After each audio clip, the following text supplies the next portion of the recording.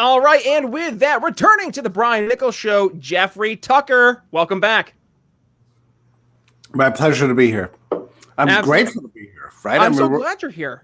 We're also glad to be alive. I'm like, yes. We're survivors. I say this to everybody these days. We're survivors. We made it. I know.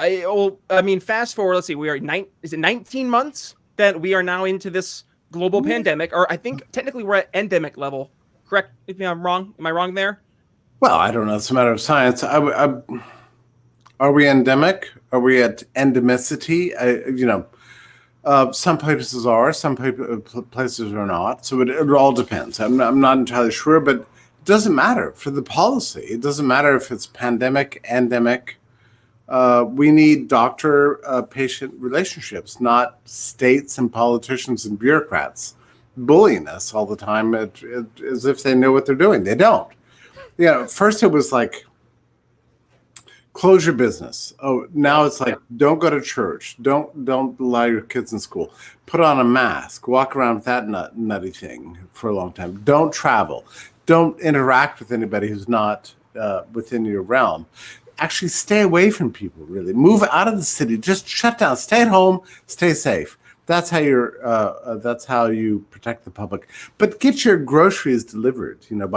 By somebody, about whom we care nothing, because he can get the disease. He can be our sandbag for the virus, while I just enjoy myself at home watching Netflix. And it's a good break. And here's a couple $1,000 from the government. That's not surprise. So I know. Well, and this is the part that I think we're starting to see people waking up. I hope I'm seeing more people starting to ask more questions, which we need to start seeing. I think at the beginning of the pandemic, a lot of people overtly avoided asking questions for fear of being told, you want grandma to die, don't you?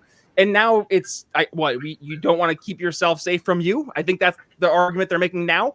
But I mean, it wasn't you want grandma to die. No, it was that you want your delivery person to die.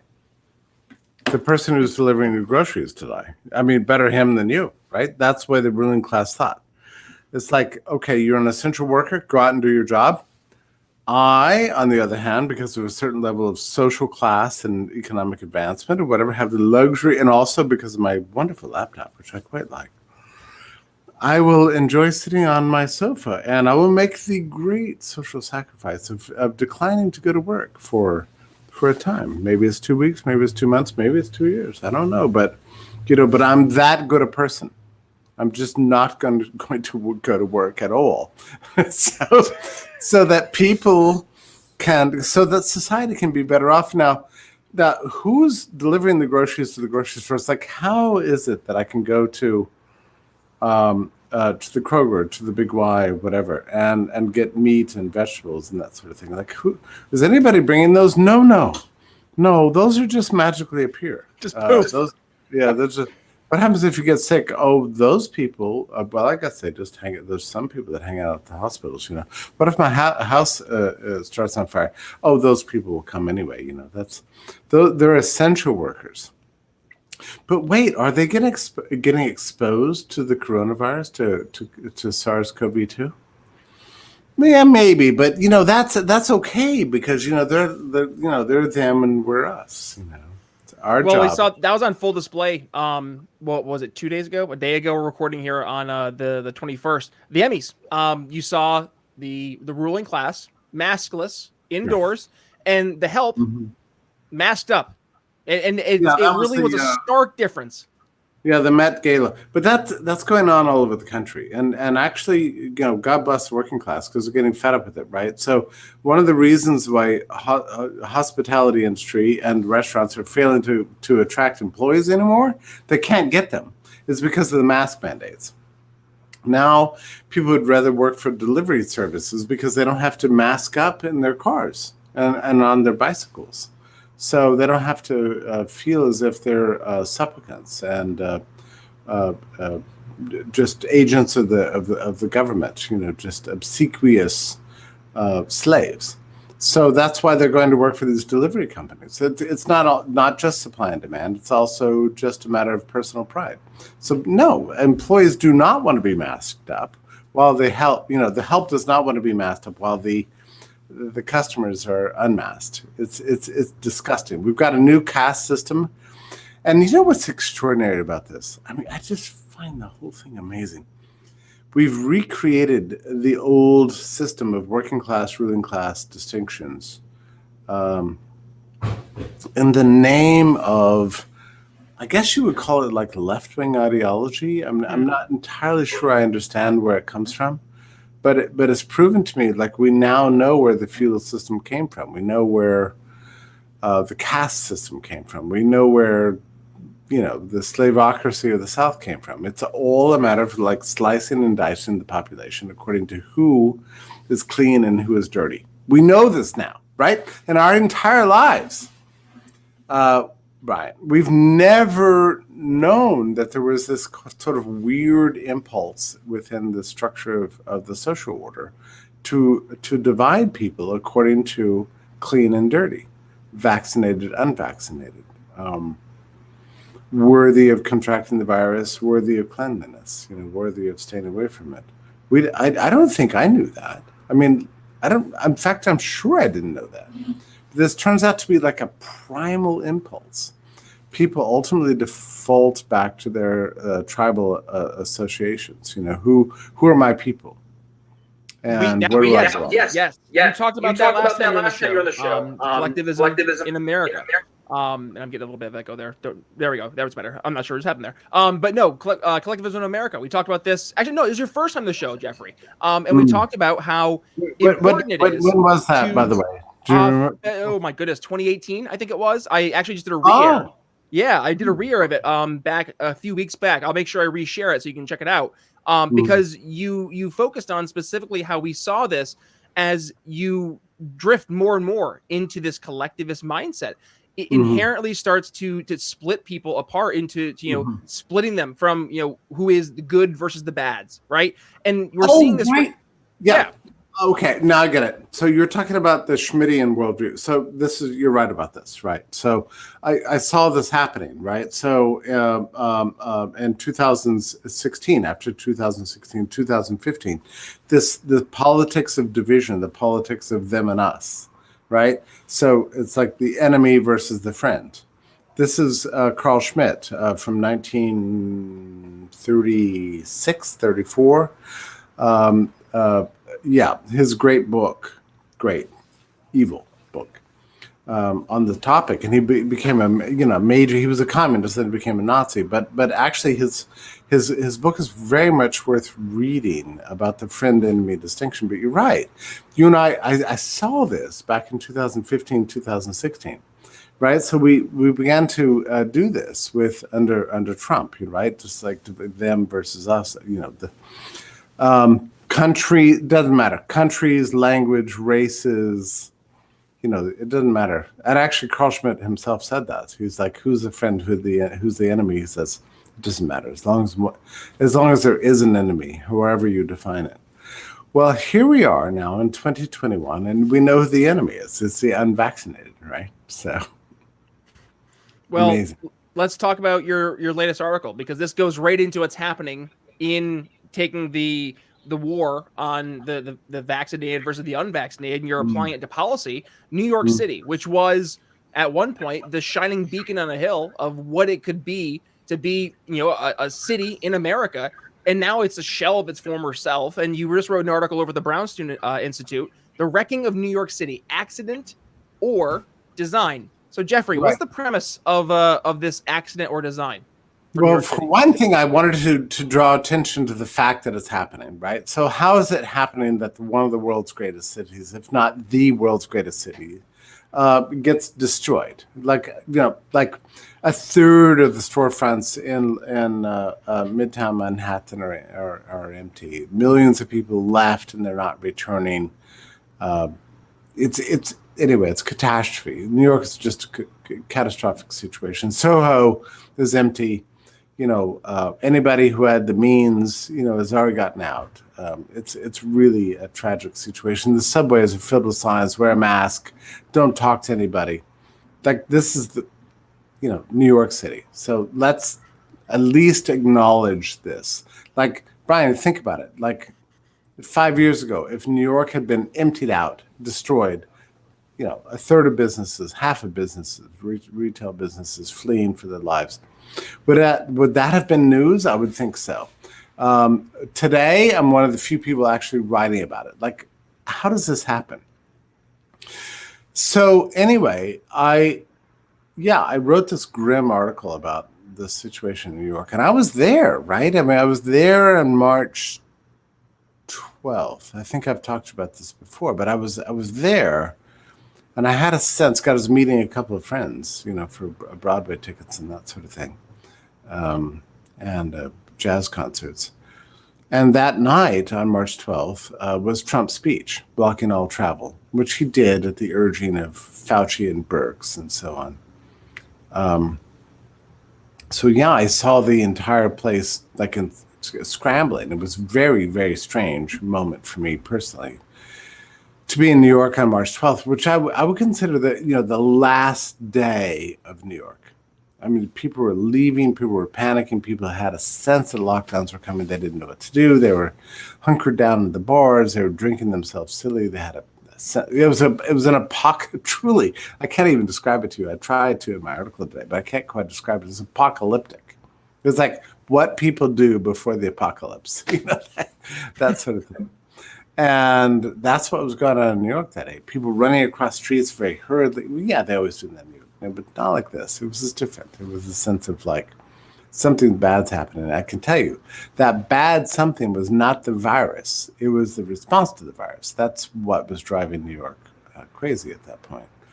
That evening, Trump announced that he, on his own initiative, would no longer allow flights from Europe or Australia or New Zealand or, a lot of places in the world. So the world shut down. Liberalism ended that day, March 12th. March 16th, he called for everybody to stay home, for the schools to shut, the churches to shut, everything to shut down. He said 2 weeks. 2 weeks later, he said another 2 weeks, and so on it went. But now here we are a year and a half later. New York is in shambles, absolute shambles. So Broadway is trying to come back with a vaccine mandate. 11 out of 15 restaurants, by the way, in New York, those that survive, and only half survive, are not enforcing this absurd vaccine mandate. So God bless them. So we've got a kind of despotic anarchy going on right now. On one hand, the police state is running everything. On the other hand, nobody gives a shit. Well, you mentioned just how bad it got in New York in your article. One of the lines you said, the old signs demanded a full face covering, staying away from people. The new sign demands that people on the subway not speak to each other. Instead, instructive, the sign, people should just look at their phones, detach from society, be a big alienated collective, stop with normal life forever. And right there, that last line stuck with me. Stop with normal life forever. That seems to be, Jeffrey, the end game for a lot of the lockdowners, the crowd that I think we listened to your point, that the Faucians, the Birx of the world, that we said, okay, we'll do the 2 weeks, the 15 days to slow the spread, right? We're at 550 something at this point. So the idea that, and now we see a lot of epidemiologists saying, yeah, I'm not going to let my kids go outside until we get to zero COVID. And that is impossible. That is literally stopping normal life forever. Brian, we have to come to terms with this. I don't know what went wrong with the world, that we lost track of how it works, right? But we did at some point. We live amidst pathogens. There are millions of pathogens, billions of them. They're around us all the time. We have a delicate dance with them. We've learned to have human rights and freedom despite them. There's nothing about public health that can cause them to go away. We have to learn to live with them. We have to acquiesce to endemicity. We have to embrace that as part of the liberal philosophy of life. And I don't know what it was, but something about our survival impulse or the primal instinct, just kicked in, combined with ignorance. People acquiesce to these ridiculous lockdowns and restrictions, which have achieved absolutely nothing. And we knew this from the beginning. I knew it, that these crazy models and separationism and segregationism and the new caste system would achieve nothing in terms of public health, and it hasn't. But so here's what led me to write that article, because you hadn't quite gotten to this. Here's what's weird about this. So I'm looking at New York, this great achievement of civilization, this mighty, brilliant city, teeming masses of people in chaotic coexistence, driven by finance and technology and advance and love for the other, the integrationist mentality, just like the city, just the brilliant. And it built over 150 years. And you've been in New York, you're in awe of what the city has achieved. I mean, it's wonderful. And yet now it's being destroyed. The skyscrapers are empty. Midtown can't get people to rent storefront properties. Millions have left and they're not coming back. Google just bought a new headquarters there. Congratulations, Google. Right? Congratulations to you. $2.1 billion for a 1,200 square foot apartment. Right, so it's a little creepy, but I look at this article that Anthony Fauci wrote in Cell, the journal called Cell. I think it was in July 2020. You should look at this article because it's actually a scary article. I mean, like I in my article today, I boiled it down because I just didn't want to quote the whole thing because it's just such turgid prose and quite tedious. But what he argues is three things. Urbanization caused disease spread. International travel caused disease spread. And human contact in general causes disease spread. Therefore, we need to get rid of cities, disperse the population out, and generally stay away from each other. And his prime example of this is cholera, which is just a strange thing to mention. Like, cholera is a very bad disease, but what is cholera caused by? Not by international travel and urbanization, or you could say, yeah, maybe. But hold on a second. But we solved it. We solved cholera through clean water, right? Good sanitation. This is not a problem. We can deal with cholera. It's not a problem. Fauci seems to think this is still a problem. The only way to deal with it is by ending cities and stopping travel. I mean, like, that's very scary. So I'm looking at New York today. New York's being destroyed. And travel's come to an end. We can't travel internationally. So was this accidental or was it intentional? Well, you have another line I want to read. The primitive communist view of human life has always detested the city. Think back to Mao's campaign to disperse the population into rural areas and depopulate urban centers. And think about how China daily controls people through technology and propaganda designed to crush individualism. There is that impulse at work among those who created lockdowns and continue their plans for mandates and restrictions. One of the goals, and this is the best part, I love this line, one of the goals of creating chaos is to make it impossible to notice details. I mean, that's exactly what's happening, because as the important details come out, what's happening, Jeffrey?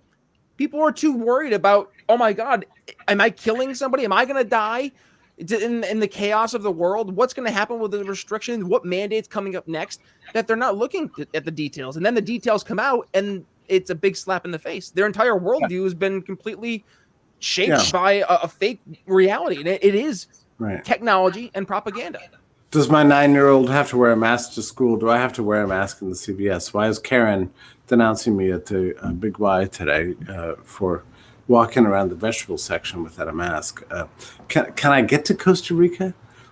Can my cousin who lives in Paris even come visit me without vaccine? If she has a vaccine, is it the right vaccine? Maybe it's the Russian or Chinese version of the vaccine, which is not acknowledged by America. So can she get here? Okay, so these are the things we're thinking about. Wait, should I get a second jab of the J&J? Every day, there's a new headline, you know? Meanwhile, the world's greatest city is being demolished and destroyed, and we're paying almost no attention to it whatsoever. So this is what chaos has done.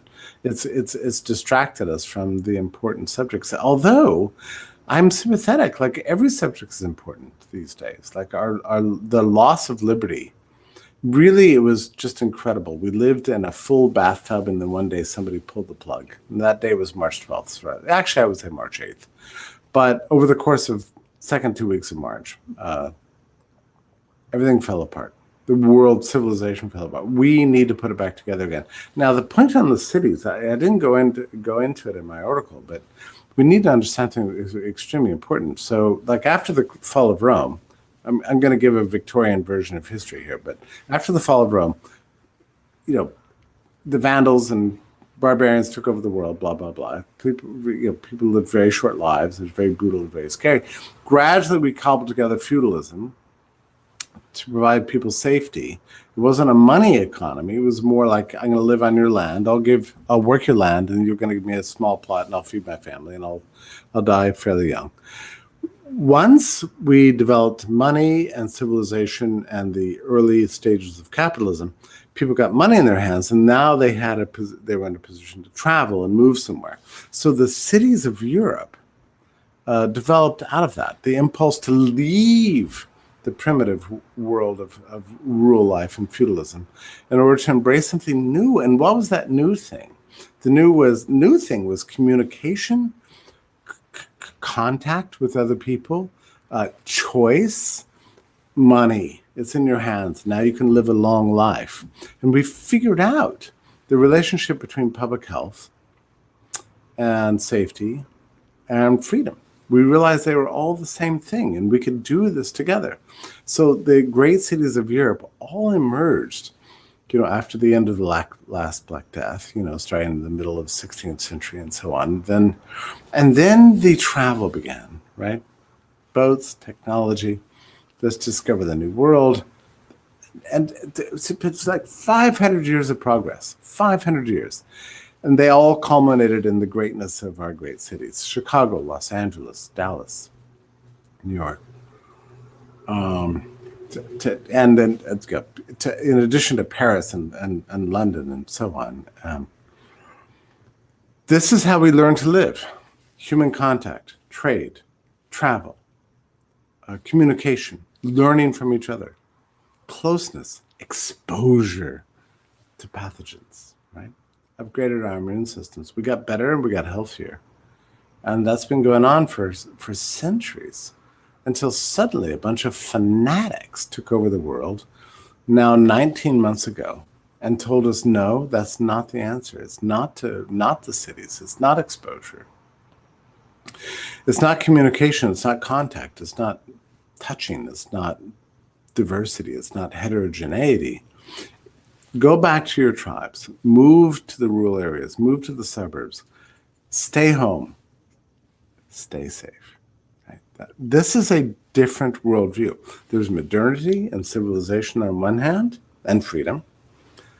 And there's primitivism, stay home, stay safe. I would say the worship of the rule and the absence of human contact, social distancing. That's the other worldview. Social distancing is not just a little instruction they gave you last year. It's a worldview.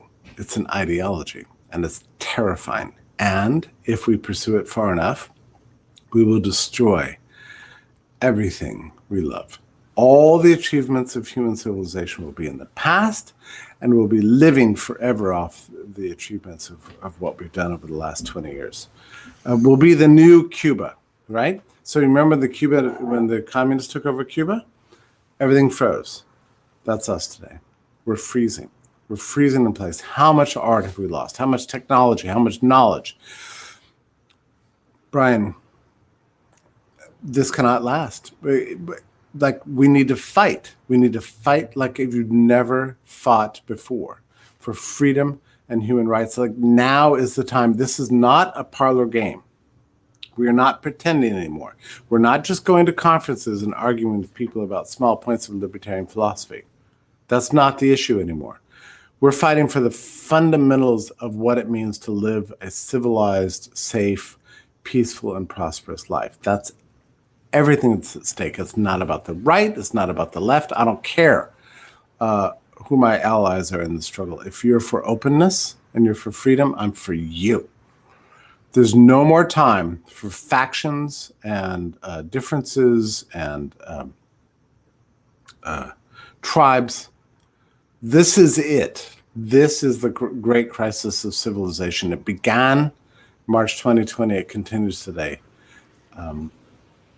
Not only that, but I believe we can win it. I do not believe that there's forces more powerful than people that are ruling the world. We need to figure out the path by which we can become the operating authors of our own history. We need to figure this out. I'm not here to give the advice on exactly what this is. It's just that everyone in his or her own life is faced with an opportunity to do something right now. And if all of us do something, we can change the trajectory. And we have to, in our own interest, in the interest of our children, even if you don't have children, in the interest of the state of the world. What they're driving us back to is terrifying. We must reject that view. We have to put it back together again. Can't agree more. Jeffrey Tucker, as always, a pleasure. You can go to brownstone.org and read all the amazing work that Jeffrey is doing. Or if you want to go ahead and just find more about Jeffrey, click the awesome artwork here in the show notes. It'll bring you right over to briannicholsshow.com, where you can check out not only today's episode with all of our awesome show notes, including Jeffrey's social media tags, but also entire transcript of today's episode. So that being said, Jeffrey Tucker, as always, a blast. Thank you for joining us on today's episode of The Brian Nichols Show. My pleasure. Have you back, please. Thanks for listening to The Brian Nichols Show. Find more episodes at briannicholsshow.com.